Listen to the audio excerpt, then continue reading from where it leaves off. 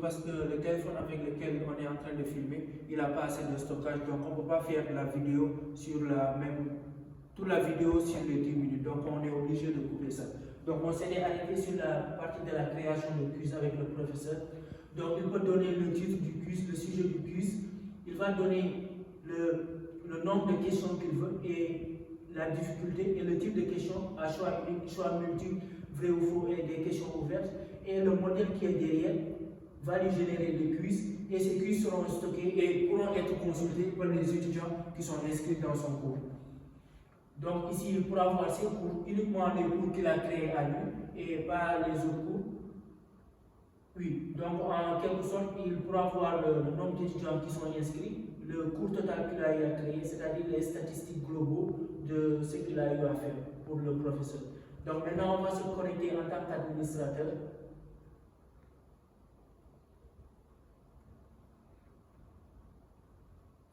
Donc voici la page d'accueil pour l'administrateur. Donc l'administrateur, il peut faire tout ce que font les autres utilisateurs, c'est-à-dire le professeur. Il peut créer un cours, il peut enlever des étudiants, il peut ajouter des étudiants, il peut créer un quiz également et ces quiz pourront être consultés par les étudiants à qui il donnera l'accès. Donc pour ce qui différencie l'administrateur des autres, c'est que lui, il peut gérer les rôles. Donc, comme vous avez vu lors de notre page de connexion, donc on ne peut se connecter qu'en tant qu'étudiant.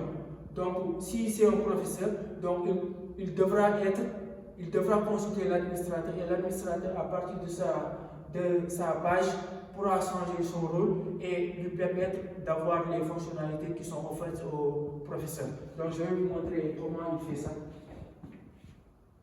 Donc, voici. Donc, à partir de cette page, il pourra gérer les utilisateurs. Donc, par exemple, si c'est un étudiant qui est connecté, il peut changer son rôle, lui donner le rôle d'administrateur s'il le souhaite, ou bien le rôle d'enseignant, en fonction du rôle voulu par la personne qui est déjà connectée.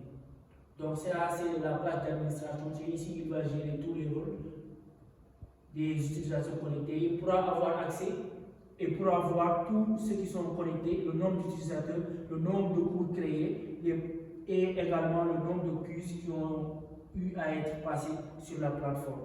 Donc, en résumé, c'est ce qu'on a eu à faire durant ce projet et durant ce travail. Merci.